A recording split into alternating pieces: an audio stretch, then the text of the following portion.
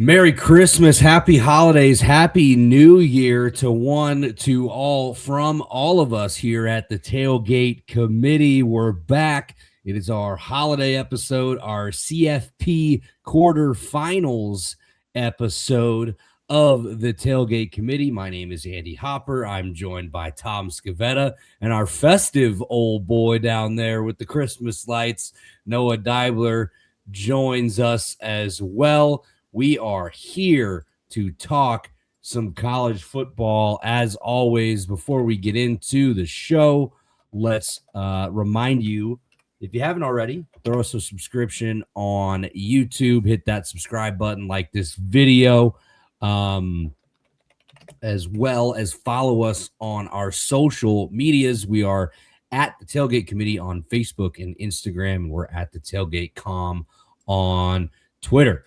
So we are here talking college football and the college football playoff.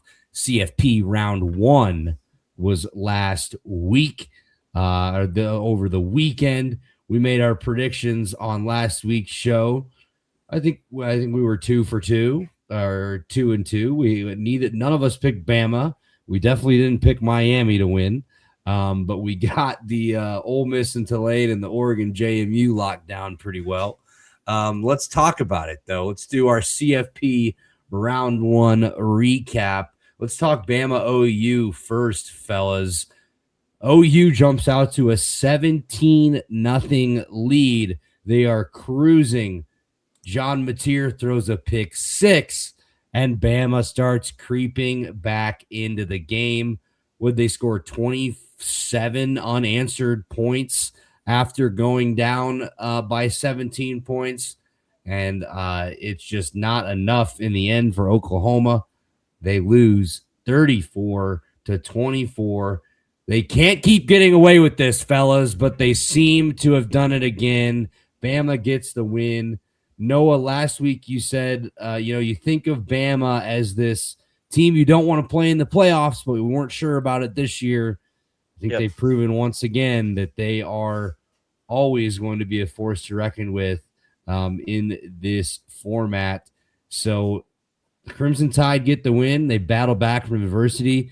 Noah, we'll start with you on this one. What's your takeaway from this game? Are you come away more impressed with Bama here, less impressed with Oklahoma? Like, what do you make of this situation? I'd say it's a bit of both. I was impressed by the way Bama fought back, and like I said, I think when you have a 12-team playoff like this, right? Teams like Alabama, it's gonna be very difficult for them to miss the CFP back-to-back years. So I wasn't surprised when they got in. And I guess I'm not necessarily surprised that they won this game. I did say a few times last week it is hard to beat the same team twice in one season, especially when they're as good as these two teams are. However, I do think it's still fair to say the main story for me in this game wasn't Alabama doing great, although I do think they were great in the second half. The main story, guys, has to be the Oklahoma choke. I mean, let's just call a spade a spade. This is the worst choke statistically in CFB history, all the way back in 2014.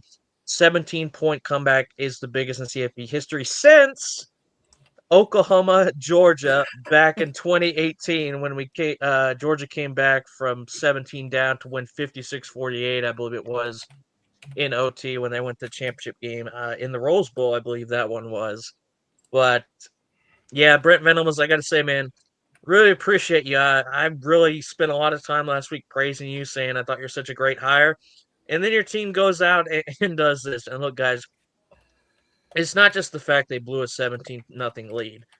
They ended up losing by 10, which means after they went up 17-0, they got outscored 34-7 the rest of the way. I mean, that's just obviously no way to excuse that. And I also want to say this. This was a team loss, okay? I've seen so many people going after this poor kicker. Kicker was not the reason they lost this game, all right? Their defense couldn't stop Ty Simpson. They actually did a really good job stopping the run, right? They only averaged 1.1 yards per carry. But they couldn't stop the Alabama offense. You mentioned Mateer throwing the pick six, Andy. Their offense couldn't get anything going. They couldn't run the football either. This is a team out. All right. And if, like I said, if you get outscored 34-7 down the stretch, right, you can't just blame that all on one player. I think that's very basic level of analysis to use. However, that said, I do think this was a horrible team choke. There was no reason for Oklahoma to lose this game, but they did. And, like I said, this is a team, you don't want them sneaking in the playoffs, man, as an underdog, which is what Alabama was in this game. They're going to be at again this weekend as well. Flying on the radar, they're using it to their advantage. I was impressed by them, but I was personally more shocked by how badly Oklahoma choked this game. I mean, Oklahoma fans, players, I mean, they just have to be sick. I mean, you said it. Largest blown lead in the college football playoff since Oklahoma did it against your Georgia Bulldogs. And they are now 0-5 in college football playoff play. Oklahoma, the Sooners, they just can't catch a break. But you said it, man, just a complete and total breakdown. I don't know if they thought they had the game won at 17-0 and they took their foot off the gas, but yeah, that is absolutely brutal. The largest comeback in the 12-team era, and then tied for the largest with Georgia back in, what was that, 2018, Noah? Yeah. Tom, your thoughts on this game? We had a lot of conversations on this show about, were we sure Bama deserved to get in? And they went and they won their first game on the road. So I don't know if we can, really have that conversation much longer. But your takeaway from the Tide getting it done in Norman? Well, I think we could, based off the eye test of the regular season. I don't think they deserve to get in over some of the other teams, but now that they're in, you have to put them on a different level compared to the other 11 teams that are in there with them. And when you look at this game, I do agree. It was more of an Oklahoma choke job over anything else. It was a defensive slugfest. It was messy. The Tide had 5 sacks. The Sooners had 4. And the rushing was just not good. Sooners had only 55 yards rushing, the Tide only with 28. So regardless of who wins or loses this game, the loser, the winner is going to have a very, very difficult time against Indiana. I'm not so sure how they're going to fare out moving forward. And by the way, that 2017 team, just want to piggyback off what Noah said. These names might sound familiar to some of you. Baker Mayfield, CeeDee Lamb, Hollywood Brown. We're all on that Oklahoma team, and the Sooners couldn't get it done. I feel bad for them. I thought Ty Simpson played solid in the second half, but all in all, this is just a consolation game. Alabama, it's going to be very, very difficult for them to move forward from here. And, I tipped them their cap. I give them credit. They went on the road. They did a tough thing. And congratulations to them. They're in, and they're moving on. Bama moving on to take on Indiana. We'll talk about that game a little bit later in the show. Let's talk about a game that was kind of a snooze fest for 3.5 quarters in Miami and Texas A&M. Just like a really sloppy game, a defensive battle for sure. But the Hurricanes come away. We have the first 2 games. Both road teams take the W, the opposite of last year, I believe. So Miami 10-3, the win over the Aggies. The game was scoreless after halftime. Miami got on the board with a field goal, and they ended up getting a Malachi Tony touchdown late in the game to seal it. Texas A&M. Their kicker had some troubles. Miami's kicker had some troubles. I said it, boys, last week. My prediction was Miami would have the ball down 3 late, and Carson Beck would throw a back-breaking interception to end the game. I was right about what would end the game, a back-breaking interception, but it was Marcel Reed that throws it when they absolutely needed a touchdown. He did not look great. 237 yards and 2 interceptions for him. He had 15 carries for 27 yards. How about Mark Fletcher Jr. on the ground? He was unbelievable. 172 yards on 17 carries. Carson Beck, very meh performance. 14 for 20, which is great completion percentage. He did have a touchdown, but only 103 yards to the air. Obviously, when you have Mark Fletcher Jr. running for whatever he wants, Carson's not going to have to, have his best game. 3 sacks for Reuben Bain Jr., introducing himself to Marcel Reed early and often in this game, and had a big impact for the Hurricanes. Noah, I'll start with you on this one. How surprising of a result was this for you? I don't know if the result is surprising. I think the way they won is what surprised me. And what I mean by that is the Miami defense and what they did against Marcel Reed in this game, guys. I thought it was an absolute masterclass. I mentioned last week when we were discussing this game, if Miami wanted to win this game, they had to contain Reed on his legs because that's the main thing with him. He's a dual threat, right? In this game, 15 carries for 27 yards, the 2 interceptions, including the one that sealed the game. I think they did an excellent job containing him. They also did a great job against the rest of the running game. Ruben Owens only had 7 carries for 21 yards. Le'Veon Moss 7 for 15. So making this A&M offense one dimensional and putting the pressure on Reed. You mentioned the 3 sack by Bain, but they also had 7 as a team. And 9 tackles for loss, as a team as well. So just a really solid effort all around by this defense. Um, Carson Beck, he did throw the game-winning touchdown. Let's be honest, that game-winning drive was all Mark Fletcher. I mean, he had that 56-yard run that basically kicked off the drive, and then they just kept giving it to him. Play after play into the game with 17 for 172. He had a great game, especially in a game where like we said, the passing offense didn't really do much. I mean, we highlighted Malachi Tony last week, right? He had five five catches for 22 yards, but he did have the game-winning touchdown. But overall, I thought A&M's defense was fine. They just, this had no offense whatsoever, which surprised me that they couldn't run the ball. I mean, Marcel Reed picked a great time of the year, right, to have his worst game of the season by far, right? But yeah, I was a bit surprised they won. But man, my main takeaway from this one, guys, this Miami defense is legit. And if they're going to have any chance against Ohio State, they're going to need a performance like that because they're going up against the best defense in the country. But however, they got to get more offense. This level of offense is not going to cut it to win the championship, in my opinion. They're going to need more for Beck. And I'll give him credit for throwing the game-winning touchdown. He was not even 5% of the reason they won this game. I'm just going to be honest. Mark Fletcher and the defense won them this game. And if they want to win more, they're going to need more from their quarterback. They're going to need more from their receivers, to get it done.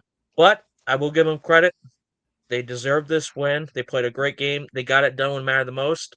And unfortunately for Marcel Reed, when it mattered the most, he made the worst mistake he possibly could, and their season is over.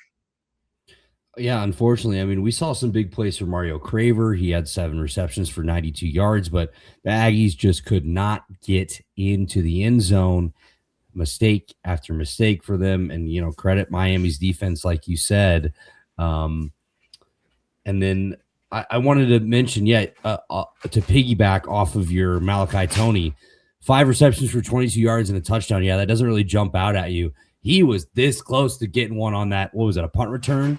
Either a punt return or a kickoff, where there was a shoestring tackle made that saved him from breaking this game even more wide open. I guess it wasn't really that wide open, but that really, I mean, you think about it, if they would have scored there, I don't know how A&M would have responded. They just at home, I don't know if it was because it was an early game, but yeah, just a stinker for the Aggies. Tom, your thoughts on Carson Beck? What the heck?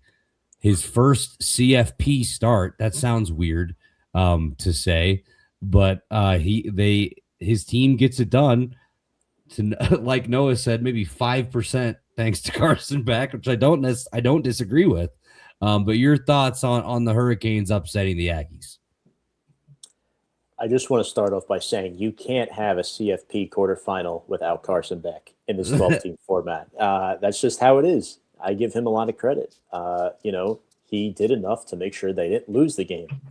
But 14 to 20 for 103 and a touchdown is not that impressive. What is impressive is the 7 sacks, right? Keontae Scott was awesome. Ruben Bain finally showed up. He had an underwhelming regular season, but he really showed up in this game. Bryce Fitzgerald with the 2 interceptions off of Marcel Reed, who, by the way, I don't know if it went viral of him partying one night late, a few days before the game. Not a good look. You're about to play the biggest game of your life. I get it. If it's the night after the game, totally cool with that. But it's a few days before the game. You should be preparing. You're put on a pedestal. You're an athlete. And the offense looked atrocious in this game. They had 3 total turnovers, 2 interceptions. And unfortunately, Marcel, I think, Noah, I could speak on behalf of you and me. We regret picking you as our Heisman dark horse. You looked awful. Yeah. You looked trash. You looked like you didn't belong. You certainly don't belong in the NFL after that. Man, I mean, talk about a rough outing. The worst performance by any quarterback in the CFP thus far belongs to Marcel Reed. And I do want to shout out one unit from Miami in this game that we didn't speak about yet, their offensive line. By the way, good to know that Jeremiah Love lives rent-free in Francis Mauigoa's head. But his unit dominated. I mean, Fletcher was awesome, 172 yards on the ground. And when you outrush an opponent by almost 90 yards, you're more likely than not going to win the football game. And that's what Miami did. It was ugly. It was low scoring. It was meat and potatoes. And Miami brought the meat. Miami, they have the meats, and they have advanced to the quarterfinals, earned themselves a date with Ohio State. Let's go to the next first round game, and this was an absolute laugher. 40 Ole Miss 41, Tulane 10. They didn't lose by 35. Tom, you said they weren't going to lose by 35. They lost by 31. So technically, this was an improvement for the Green Wave, but not a good look for Tulane. It just kind of felt like a waste of time. And again, we're not trying to shit on the G5. We stood on a pedestal, I think, for these teams, saying they deserve to be here. But I think this just speaks to a flaw in the format more than anything. And until college football wants to admit it, it's like they're playing a different sport almost. It looked like that on the field this weekend. Trinidad Chambliss was 23 for 29 with a touchdown. We said it on the show, guys. We were worried about the pass defense. They couldn't stop them. Lacey was running all over the place for 87 yards. Retzlaff finished the game 20 for 35, a touchdown and interception. He did have 306 yards through the air. Jamari McClure at 84 yards on the ground.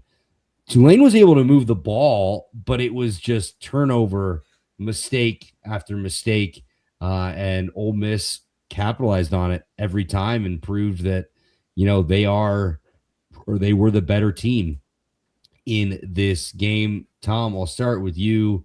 Your takeaway, if any, from this lopsided one in the first round.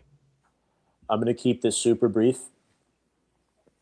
Retzlaff, 1 pick, 2 fumbles, 3 total Tulane turnovers.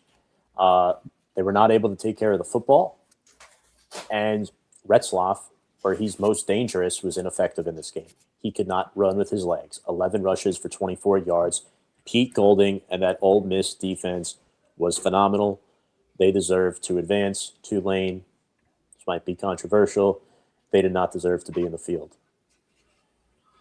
Noah, your thoughts on Tulane and Ole Miss giving them belt to ass, which I should have mentioned earlier.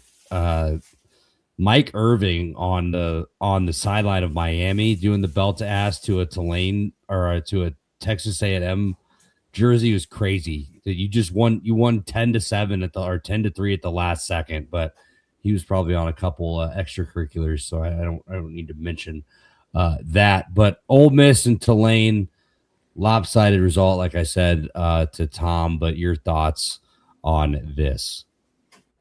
My thoughts are, unfortunately, this game kind of went exactly how I expected would, guys. I mentioned last week I was not sold on this Tulane pass defense. And in this game between Chambliss and Simmons, they had 346 yards, completed 27 of 34. That's good for 10.2 yards per attempt, one touchdown, no interceptions. They were also able to run the ball. Lacey averaged almost 6 yards per carry. He had a rushing touchdown. Oh, and I forgot to mention, well, Chambliss also had 2 rushing touchdowns as well to add to his total. So he had 3 total touchdowns this game. He was phenomenal. The receivers, Alexander, Stribling, and Wright, I think they all had really good games. Nice, three-headed beast right there, if you will. But on the other side for Tulane, man, just so many mistakes. I mean, guys, when I was watching this game, and Tulane's first drive, interception and turnover downs, and it was 14-0. Near the end of the first quarter, I was like, I already have a bad feeling, man, because they could not stop Ole Miss at all on their first 2 drives. And it just kind of continued. Andy, like you said, they were able to move the ball Tulane, but they couldn't finish drives. I mean, they just had too many big mistakes. Then third quarter, they had another turnover on downs. They had a fumble as well. They had another fumble to start the fourth quarter. Then they had another turnover on downs. I mean, guys, that's like 5 or 6 major mistake Right. like drive-ending mistakes that we're talking about, right? Now I don't know if this was necessarily a 41-10 type of game, maybe on another day, but it doesn't matter what it could have been. All that matters is what it was. And unfortunately, this was a pretty embarrassing performance. It wasn't 45-10, I'll give you that. But I mean, 41-10 wasn't much better. But credit to Ole Miss. I thought they would win. I didn't know if they would blow them out like this. We were debating maybe Pete Golding's first game as the official head coach or whatever, right? Maybe there's a bit of a cloud hanging over the team with the Lane Kiffin thing. Nope. Not a concern whatsoever, bro. They went out and belt to ass. That's exactly what it was. They seemed like they were just fine. Tom called it last week with the defensive game plan already being in place for Pete Golding. Wasn't worried about it. The offense is the offense as well. I think we all were pretty, in lockstep here, saying, we think Ole Miss was going to win, and they certainly didn't leave a doubt. But you said it, man. Their first drive was like 4 plays. 3 plays, maybe. I was like, oh, this is going to be a long day. Tulane had a couple, they were methodical, man. They were moving the ball, but when you fumble multiple times, you throw an interception, they're 0 for 4 on 4th down. They just had absolutely no shot. All right, one last game, and then we will move on from this. We are going to speak about the other G5 matchup, which I can give a little bit more respect to this team, boys. Oregon 51, JMU 34.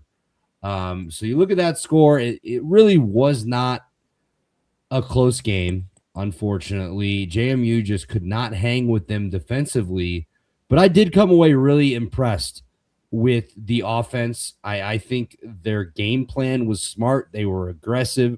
They were giving Oregon a bunch of different looks pre-snap with different formations, different shifts and stuff like that. They were down big at halftime, but they came out and they won the second half. They scored 28 points in the second half.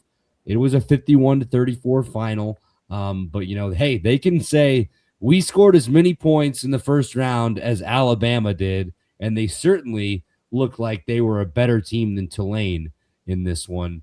Tom, Oregon comes away with a big win. The offense looked great. Do you have any question marks about the defense after giving up 34 points to JMU?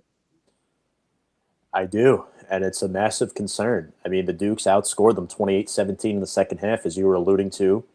Each team had over 500 yards of offense, and on top of it, Dante Moore had 2 interceptions. He did not look good in this game, guys. I've always been one for saying that if you want to beat Oregon, stop the run and make Dante Moore beat you, because the Ducks in this game had 201 rushing yards. The Duke's not too far behind at 186, but what those 201 rushing yards allowed them to do was for Moore to get more comfortable, for them to expand the playbook a little bit, and that's where Dan Lanning is at his best. I thought Bob Chesney and the Dukes had a solid game plan coming in. However, they did have 13 penalties, and I think that's what stalled a lot of their drives initially. Because if you look at the other factors, JMU won in several key categories. They won the turnover battle. 2-0.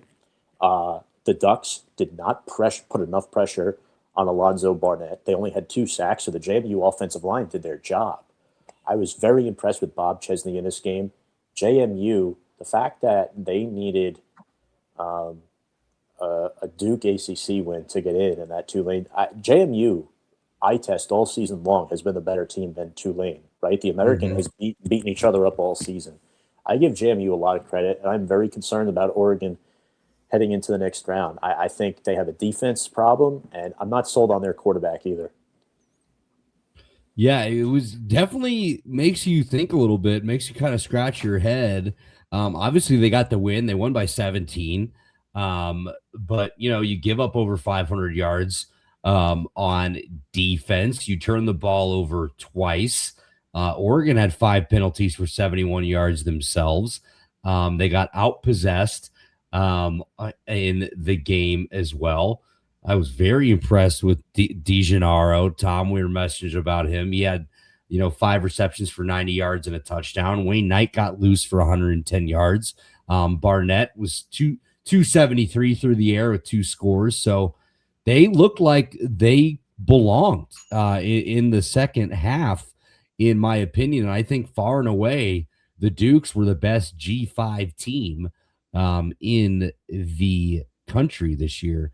Noah, your takeaway, do you share in the concerns about the Oregon defense, or do you think we are making a little bit too much of it? I'm not really concerned, and here's the main reason, guys. I think this game was so far out of reach. And look, I'll say this before I get into the Oregon side. I will give JMU credit. They didn't give up. They kept fighting. When they were down, 34-3 or whatever, they could have just rolled over and, just let Oregon do what they want. But they fought back, to their credit. But this game was never in doubt, guys. I mean, make no mistake, Oregon took their foot severely off the gas, especially defensively. They had leads of 34-3 and 48-13 in this game. All right. This game was never a contest. I give JMU credit for, fighting back, but Oregon always had this game under control. And yes, I hear what Tom is saying. They did make some mistakes defensively. Like I said, I think they took the foot off the gas a fair bit. And Dante Moore did throw the 2 interceptions. He also had 4 touchdowns and 313 yards passing, so it wasn't all bad from him. They're also able to run the ball very well, whether it was Davison Hill, Whittington, the guy we've talked about all season. He only had 4 carries in this game. It was those other 2 guys who combined for, 166 and a touchdown, so they did a great job. I do agree. I think the lack of pass rush for Oregon is a little concern, but most of it, I think, is like I said. I think they were up 35 points or whatever late in the third quarter. You're not going to go full pedal to the metal, right? I mean, this game was 34-6 at halftime. I think that's much more representative what a team like Oregon could do. Credit to JMU. They didn't get totally embarrassed, in my opinion, especially, on the road at Outson. That's the main reason I picked Oregon last week, right? Very tough place to play, not even, factoring in the quality of the teams. It's one of the toughest places in all college football. It's definitely 25 million steps ahead of, the average Sun Belt team that you would play, right, like JMU does. But yeah, credit to them. I thought Barnett had a solid game. They did a great job running the ball. Wayne Knight is really good. But I still was impressed by some things Oregon did. Dante Moore was sacked 0 times in this game. They were able to move the ball seemingly at will. This JMU defense was not able to keep up. So my main takeaway would be Oregon has to play a 4-quarter game, excuse me. And I think they will, because I think the reason, like I said, that they didn't really look that good in the second half was because the game was basically in hand. They probably weren't trying as much anymore. But I think with an opponent like the one they have this week, they're going to know that they have to play a 4-quarter game or they're going to lose.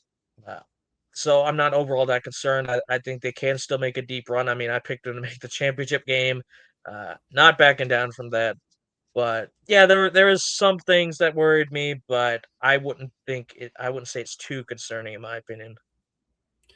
Let me ask you guys this before we jump to the next segment. Do you think the results of this first round are going to drive changes to the format of this playoff?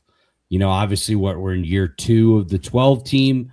And there's going to be grievances no matter how many um, teams there are or whatever, but it just feels like the discourse this year more than ever has been as far as G5 teams getting in and referencing the blowouts, which we've talked about on the show before. It's like the average margin of victory in these games is like 14 points.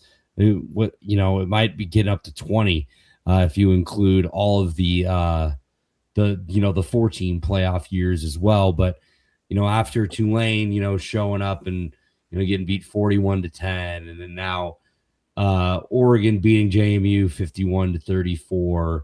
Do you think this will set the wheels in motion for change to this format? Noah, I'll start with you.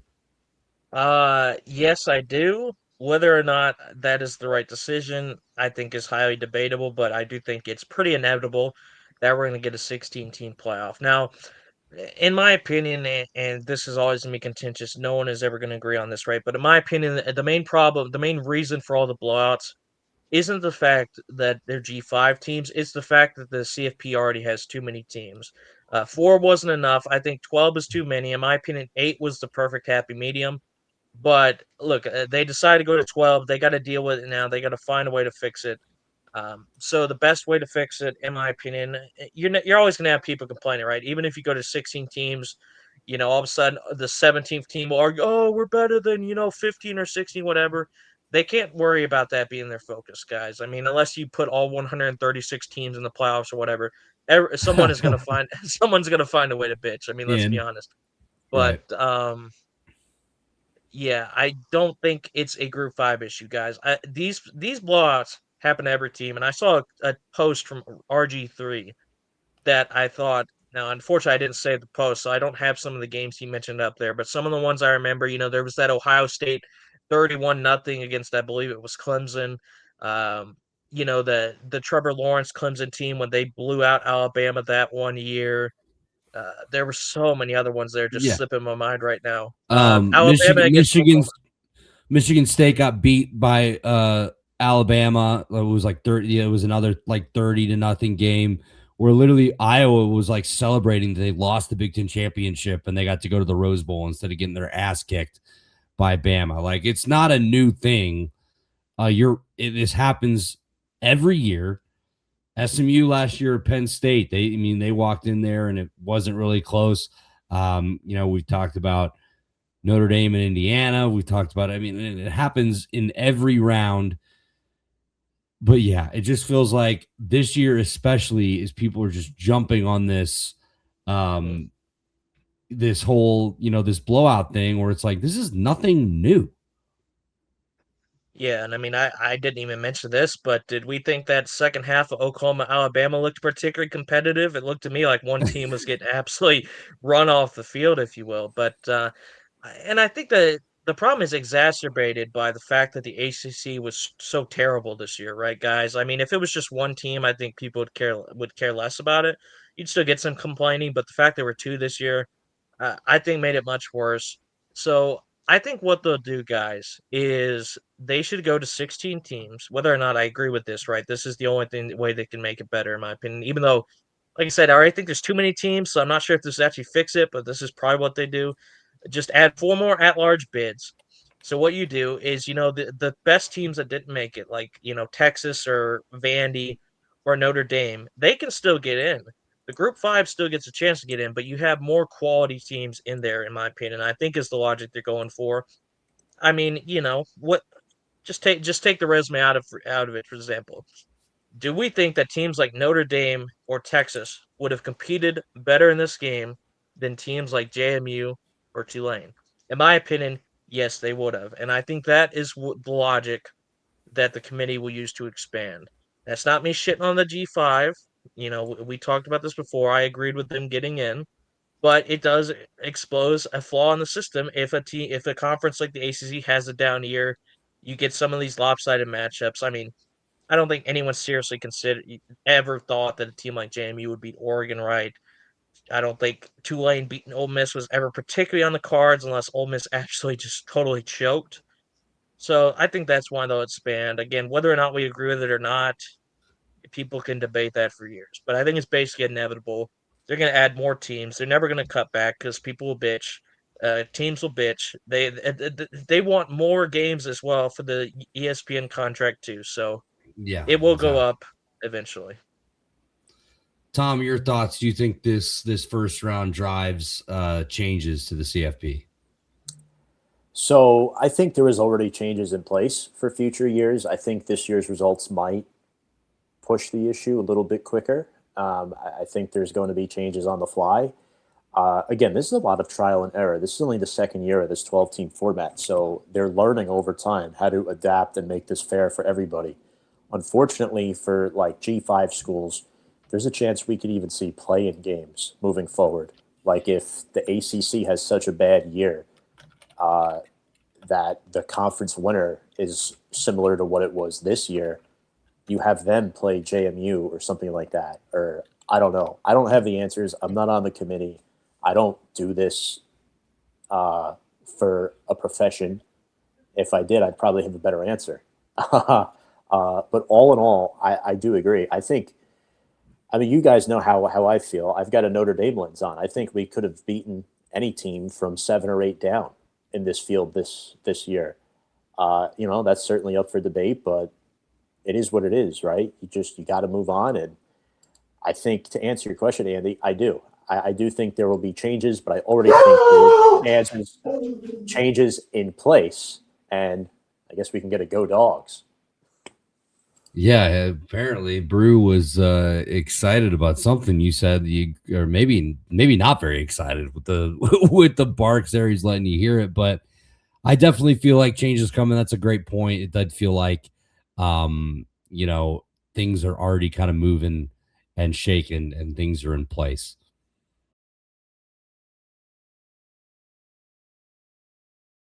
On the games, plus our thoughts on what we think might change with the CFP moving forward. So we'll get a little festive here for a minute. It is college football playoff, and the games are on New Year's Eve and New Year's Day. So I figured we could do some New Year's resolutions for college football. So these could be, what's your New Year's resolution for a college football team, a fan base, a coach, a player? This could be your team. It could be anything. Tom, we'll start with you. Do you have a New Year's resolution? New year, new me, new Notre Dame, new Irish. Where did you go with this? As much as I'd love to tie it into James Franklin, I don't have anything because he's on a new team now. I would say, be less awkward in press conferences. That could be a New Year's resolution for him. But all right, so I cheated a little bit. The one that I'm really going with is Chris Ash. Please find a replacement for Christian Gray. He's an incoming senior, and I don't care. I think he needs to be replaced. Him being a 3-year starter for Notre Dame football is a travesty. He gets whipped on a lot of different plays. He's kind of like that guy that makes one great play for every 3 bad plays, right? He's getting burnt the whole game, and then he comes away with an interception. Give me something new. We have K.K. Smith. We have Dallas Golden. I mean, we have Leonard Moore, one of the best man coverage corners in the country. Give us a good CB2 next year so that we don't get into situations where we give up 30, 40 points to Texas A&M or, struggle out the gate against Miami to get our glue together. Improve over Christian Gray. That's my New Year's resolution. All right, a new corner incoming to South Bend potentially. Noah, did you have a New Year's resolution for college football? I do. I have a New Year's resolution for the Georgia Bulldogs themselves. You guys might not know what direction I'm going with this, but I saw like a week or two ago a couple of our players got arrested for shoplifting. So, guys, my New Year's resolution, because could we please go one fucking year without multiple players on our team getting arrested for dumb shit? I mean, what the fuck, man? At least it wasn't a vehicular crime this time. But I mean, come Oh on, guys, you, God. you get you get all this NIL money every single year. Why the hell are you shoplifting like a bunch of idiots?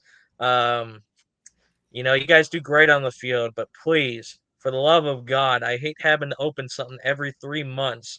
multiple Georgia players arrested for so-and-so. Like, come on, man, please. New Year's resolution, get your shit together. No more breaking the law. Yeah, that's a good one. I didn't think that was where you're going to go with it, but it is a good one because it does feel like that all the time. It was like, what was it, like 20 plus Georgia players in the past like 5 years have had some trouble with that. I did see a meme that I meant to send over to you guys the other day that was like a car crashed into a Walmart or something in Athens, and somebody quoted it and was like, "What position do they play?" Um, so you never know what's going on down in that program.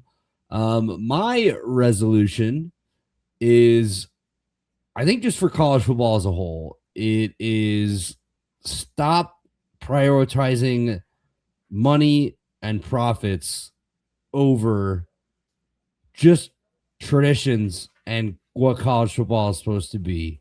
We're losing historic rivalries. Bowl games are dying.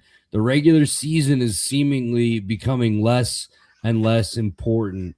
Um, we're getting announcements that players are re-signing with their schools and they're having record-breaking contracts. I'm like, man, this isn't college football anymore. It doesn't feel right, and the game is changing. You got to adapt with it. But my resolution is, man, this stinks. Get back to, the pageantry and history of college football and not private equity and fucking investment firms taking over your sport.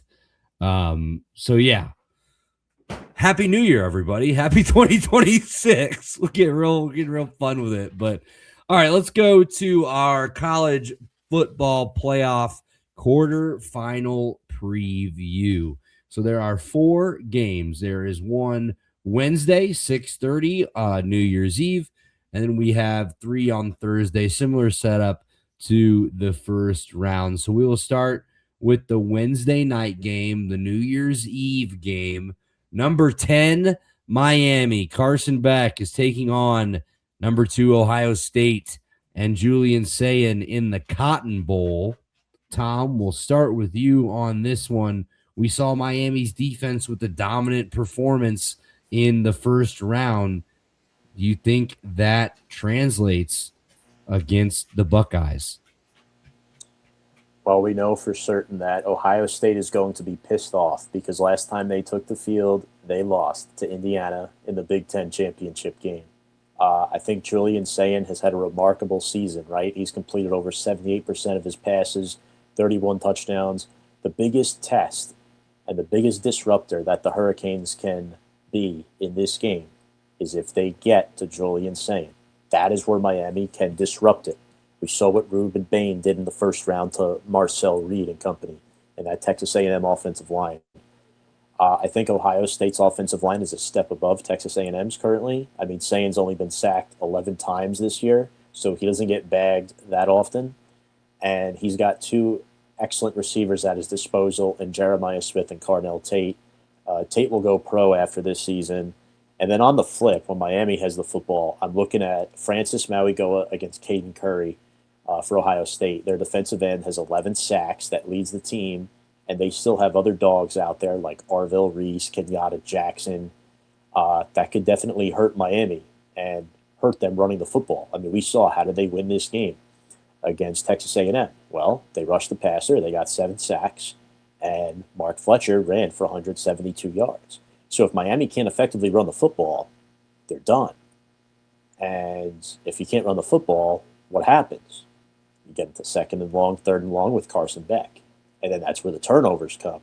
Because we know Carson Beck on big stage games is prone to making mistakes. You could ask the old boy. With that being said, I think Ohio State's going to win. I think the spread is more what's in question than the actual game itself here. Give me Ohio State by 2 touchdowns.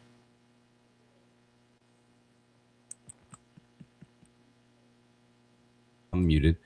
The Buckeyes by 2 scores. Prediction from Tom Scavetta there.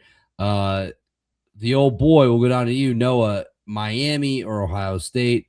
Does the running game and Mark Fletcher, can he do to Ohio State what they did to Texas A&M's defense and keep the Hurricanes in this game? No, and that is no disrespect to no disrespect to Mark Fletcher. I think he's a great player, but guys, this Ohio State defense is on a whole nother level. Top 2 in the country at minimum. In my opinion, I would say they're the best defense in all of college football. I think that's an advantage that they have. Even though I was very impressed with Miami's defense, I think OSU's is even better. And if we're comparing the offenses, I mean, I don't think it's very close. I think they have a massive advantage at quarterback. They have the skills positions. Their O line is excellent. I don't think there's a lot this team is missing. And the only reason they're not number 1 ranked is because they barely lost to the number 1 team in the country, right? And like Tom said, I think they're going to be able to PO'd after the fact that they lost their last game. So, look, I give credit to Miami for winning that game, but they're going to need more from Carson Beck if they want any chance of winning this game. And I don't believe they're going to get it. Why? Because Carson Beck is hot and Carson Beck is cold. And Carson Beck was not the reason they won the last game. He will not be the reason they win this game either, but he very well could be the reason they lose it. I expect at least 2 interceptions, maybe about, I don't know, 3 or 4 sacks against them. And the Miami defense, they're going to realize that good old Ohio State is not comparable to Texas A&M. Give me the Buckeyes by, you know what? I'm going to go a little higher than Tommy. I'm going OSU by 17. A 17-point win for Ohio State is the pick from Noah. I will take the Buckeyes in this game as well. When it comes down to it, I don't trust Carson Beck to have enough against this defense. I mean, this defense, the Ohio State defense, hasn't given up more than 16 points all year. It's gonna be another tough game. I think they have enough to get this one done and move on to the semifinals. Let's go to our first game on Thursday on January 1st, 11 a.m. on ESPN. A big one. This might be the best game of this round.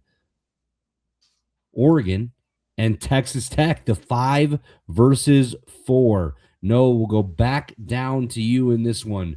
You weren't concerned after the JMU win. Does Oregon have enough to take out Texas Tech? Well, first of all, I gotta apologize to my boy Tom. I know he's been on this Texas Tech team all year, but I said it last week, and I have no reason to say it again this week. I think Oregon can beat Texas Tech. Now, I do think it'll be a very close game. I mean, guys, the spread is 1.5 in favor of Oregon. I think that's about the type of game they're going to get. I think it's going to be a right down to the wire 4-quarter type of game. Texas Tech has an amazing offense led by Jacob Rodriguez. He's a stud. They put 25 million of NIL into building this defense. It's no surprise that they can do this. And by the way, I was mentioning this to my uncle last week, but it's not only impressive they're that good, but for a Big 12 team to have a defense like that. I mean, guys, remember when this was the conference that was known for playing no defense whatsoever? They have really done a great job with this program. But, Oregon's defense, and look, I know people bring up the JMU game, but for the most part this season, I think they've been an elite unit. And like I said, I think some of that was the fact they took the foot off the gas. Both of these teams have weapons offensively, but the main reason I lean Oregon in this game, guys, is Dan Lanning. Now, I don't think Joey McGuire is a bad coach, however, and I know Tom mentioned this last week, has some in-game management things that can make you scratch your head a little bit every now and then. Whereas Dan Lanning, again, I know I'm biased saying this because he used to coach for Georgia. I know what Dan Lanning is all about. I know what he could do. I think he's a great coach. The way he has made this Oregon defense so good in just a couple years, I think is a commendation to his coaching ability.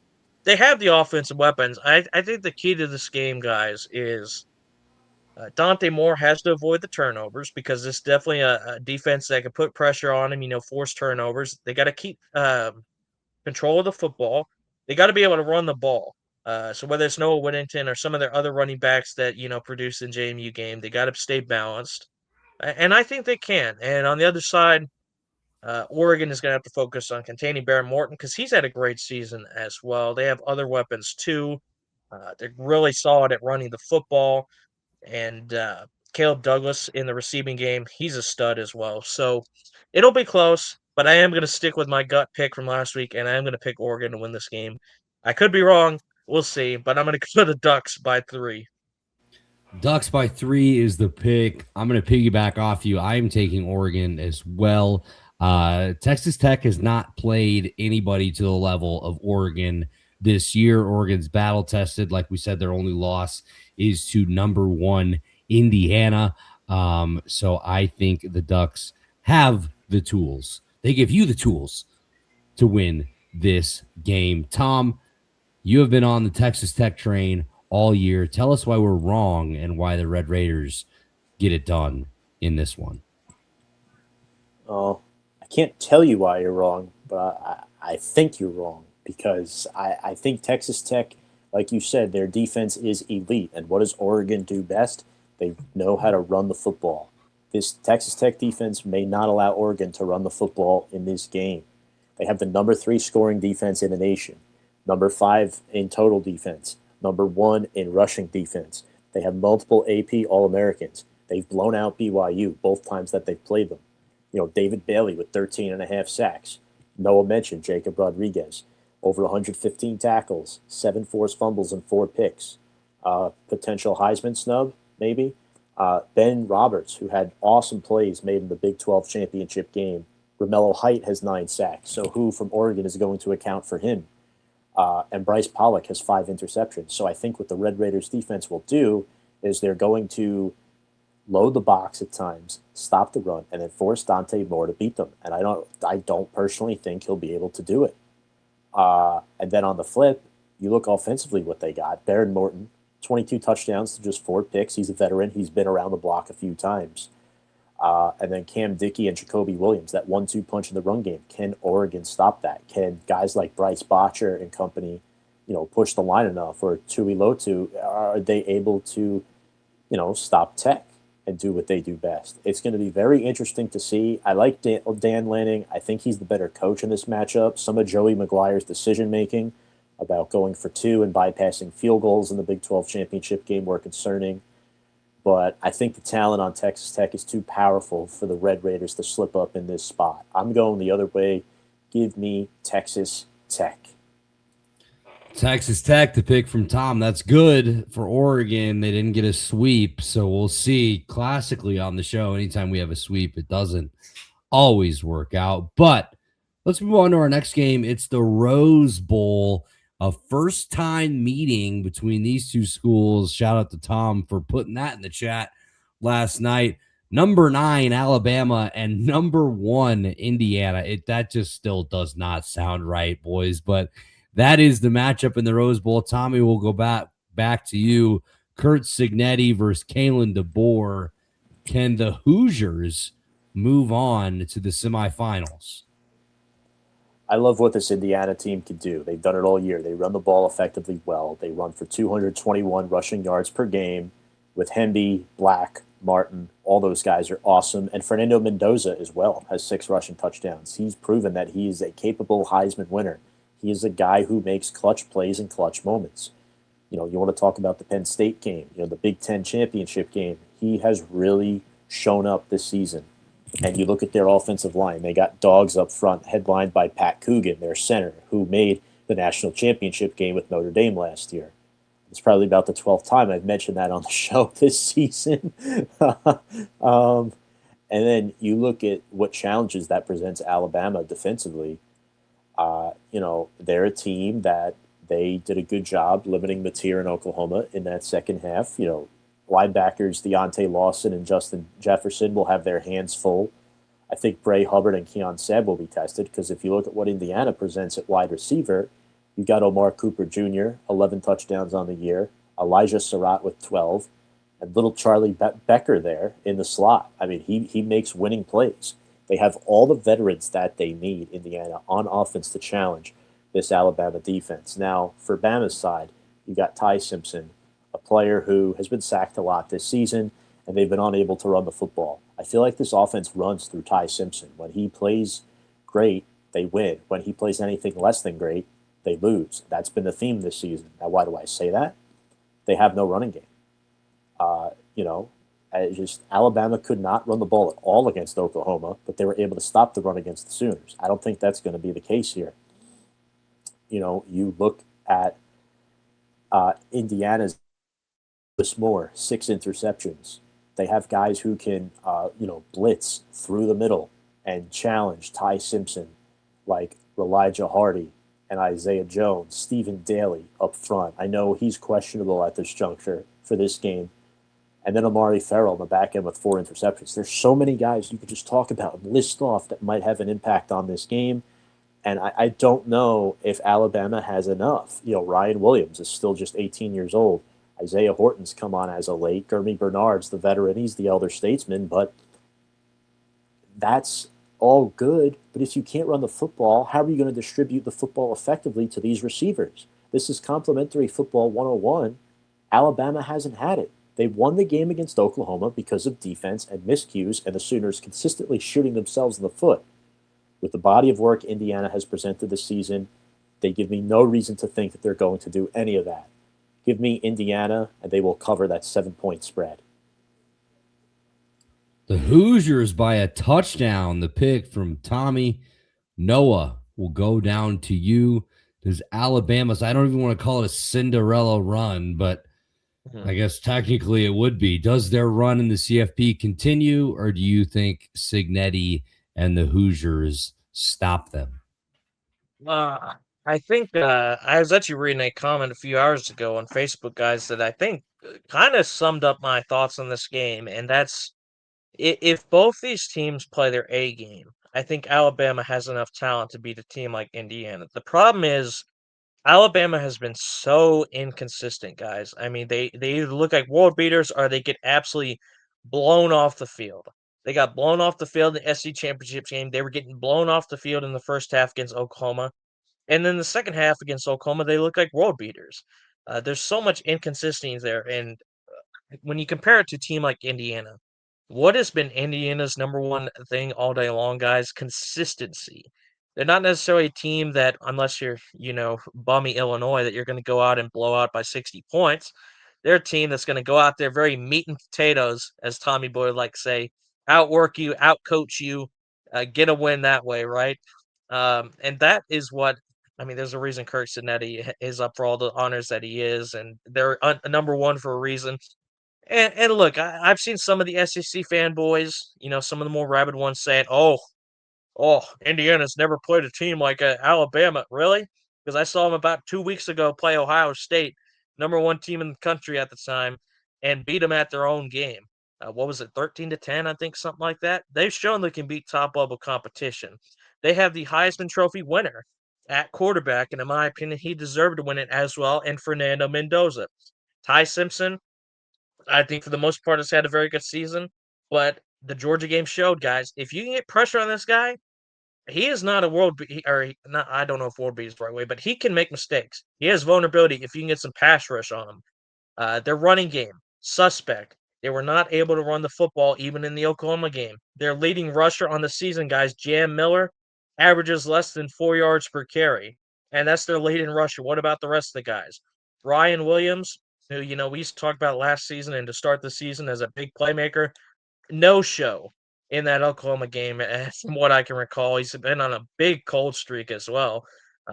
Granted, he is only 18 years old. Cut him a little slack, but I mean, it's kind of crazy considering how he broke out. Right, Jordan Bernard's actually been their number one. But then when I look on the other side, guys, this Indiana team, they're well coached. They have a good quarterback. They can run the football. Their defense is rock solid. I mean, again, I just talked about it when I was mentioning the Ohio State game. I think Ohio State has the best defense in the country. But Indiana's defense was able to keep him in that game to where Fernando Mendoza was able to lead him on a game-winning drive. And, they win by 3 points. They beat the number one team in the country. Compared to Alabama, they've had so much inconsistency. So I think it's going to come down to which Alabama shows up. If it's Alabama in the second half and they play that for a full 4 quarters, they can win this game. If it's Alabama, like over the entire course of the Oklahoma game, where they're crap one half and amazing the second half, they're going to lose because this Indiana team is far better than a team like Oklahoma. They're more consistent than anybody else in the country. I don't think they'll come out and look like, the stage is too bright for them or whatever. They're ready for this. So I think it will be a close game, but I am going to pick Indiana to win this game. And you know what? I'm going to be very boring. I'm going to go with the exact spread. I'm not going over or under. Indiana will win this game by 7. We now have both of our boys on the show on the Hoosiers by a touchdown. Add me to the list as well. I predicted last week that they will go all the way and win the title. I don't foresee them stopping against Alabama. I do think this will be a close game. I don't know if I'm thinking too much into this, but Kirk Cignetti, former Alabama assistant, I think he was there for 4 years. Couldn't get any higher than a receivers coach, had to go to D2 to get his first head coaching job. So I feel like there'll be a little bit of a chip on his shoulder as well and wanting to prove some people wrong all these years later. Not that I think they should have hired him and, made Nick Saban fucking leave, but, I think he's such a psychopath that that'll be in the back of his mind as well. So give me Indiana in this one. And we got to get to it, boys. The last game of the quarterfinals, the old boys, Georgia Bulldogs in the Sugar Bowl against Ole Miss. And Pete Golding, Noah, naturally, we'll start with you. What does Georgia have to do to win this game and get to the semifinals? Well, you know what, Andy, whatever I say about this game, you're going to clip it up to make me look like either a genius or an idiot. So I'm going to go on in this one. All Georgia has to do to win this game, show up to the stadium. That's what they have to do to win this game. Why? Because Georgia has already played this Ole Miss team. Ole Miss played one of their best games of the season offensively against Georgia. And what happened? They choked completely, and Georgia won the game anyway. And you know what? Ever since that Ole Miss game, Georgia has continued to improve as a team, whereas Ole Miss, well, I'm gonna tell them right now, Georgia is not Tulane. You're not going to go out there and be able to do what you want at will offensively against this team, this defensive line. They have too many good players. We saw what they did against a team like Alabama, who, we just saw what they did to Oklahoma. Georgia shut down that same Alabama team just a couple weeks ago, guys. Georgia is more playoff tested than Ole Miss. They still have a few players from, their holdovers when they were title contenders that know what it's like to go on a deep CFP run. Ole Miss still has a little cloud hanging over him. I got to tell you what, if we're comparing these two coaches, man, Pete Golden, maybe he's a really nice guy, but the interim head coach against Kirby Smart, the best in the business. Come on now. Gunnar Stockton, he's got to show up, and I think he will. I think he's been very good most of the season. Spread is -6.5, and I just want to give a shout out to the Ole Miss fan at Vegas that put together that spread that thinks this is going to be a matchup. Because this game is going to be about, I'd say, 2 to 3 scores. Georgia's going to show up. Ole Miss is going to choke. It's not going to be as close as the first game. Give me Georgia to win this game 42-21. And they will move on. They will move on to the semifinals. Ole Miss, their season will be over, and they can go back to their poor old state where nobody knows how to read. Oh, man, the old boy is pulling out all the shots in this one. He's taking – first of all, I didn't even say anything. Fuck you. You don't need to talk about Illinois. We don't need to bring them up, all right? That happened. That was years ago at this point. I'm on to 2026, and you're just hanging on to old shit. But, okay, Georgia, 42-21. A 3-score win is the prediction from Noah. God, please let me be able to clip that as Old Takes Exposed. After this happens. Tom, we'll go with you. Georgia or Ole Miss? Before I start my analysis here, I want to ask the old boy a few questions. Okay. This is the Sugar Bowl, right? Did you play in this game last year? We did, yes. This game is being played This game is being played in New Orleans in the Caesars Superdome. Did you show up to that stadium and play in that stadium last year? That whether they showed up could be debated, but they did play the game. Yes. So, would you agree that this is where Georgia's season ended last year? It's the last question. Uh, I don't even know how I could disagree with that, but I will say the team they lost to did go to the championship game, so it's not like they lost to nobodies. All right. Just wanted to make sure we understand each other. You know what I'm saying? Yeah. So, with that being said, Georgia has been here before. This is the round they were eliminated in last year. This is the stadium that they were eliminated in last year. They will not allow this to happen again. They beat Ole Miss 43-35 back on October 18th. And what did they do in that game? Oh, they just chopped up 510 yards of offense. Gunnar Stockton looked like Superman. The Dogs ran for 221 yards. Lawson Lucky had 3 touchdown catches. Quite lucky, if you ask me. And then you look at all these weapons. Zachariah Branch, Nate Frazier, Chauncey Bowens. How about Cass Jones is still on this team, making plays? And what was the name of that kid last year in the game against Notre Dame that got called for accidentally stepping in the referee's running lane or whatnot, like Parker Jones or something like that? I think his name was. That was hysterical. Well, he's not on the team this year, so I think Georgia should be okay in that department. Just wanted to readdress that point to the old boy. And defensively, Trinidad Chambliss is a challenge. However, Kawan Lacey will not be 100%. He is playing with a bruised shoulder. And despite his 21 touchdowns, I don't know if he'll be as effective or not. I like Kirby Smart over Pete Golding here. Give me the Dogs. Tom is taking the Dogs as well. You know, Kirby Smart, and I think he is one of the best coaches in college football. He's a multiple-time national champion. He's won the SEC 3 times, constantly churning out talent from Georgia to the NFL. Sure, he, allows a lot of his players to get arrested, and sure, there's no oversight and just lets them drive as fast as they want. But, they win on the football field, so that doesn't matter. Yeah. Hotty toddy, boys. Trinidad Chambliss wants his revenge for that week, whatever loss it was. Ole Miss controlled that game for 3 quarters, and they let it slip away at the end. In New Orleans, they don't let it happen again, and they take out the Bulldogs. Sure, I picked Georgia in my prediction last week when we were doing our brackets, but in light of recent comments made by a certain Georgia fan on the show, I have no choice but to switch to Ole Miss. And no, you should be thanking me for not picking Georgia for a sweep. So now they will show up, and now they will win, and I'll be able to clip myself looking like an idiot on the show. Yeah, nothing new. If we can make hours of me looking like an idiot into clips, but yeah. Hey, Andy, all you got to do is make a compilation of your locks of the week. There you go. True. That's true. Yeah, that is. I can't even lie. Yeah, I lost again last week. Jeremy Bernard couldn't get into the end zone. God damn it!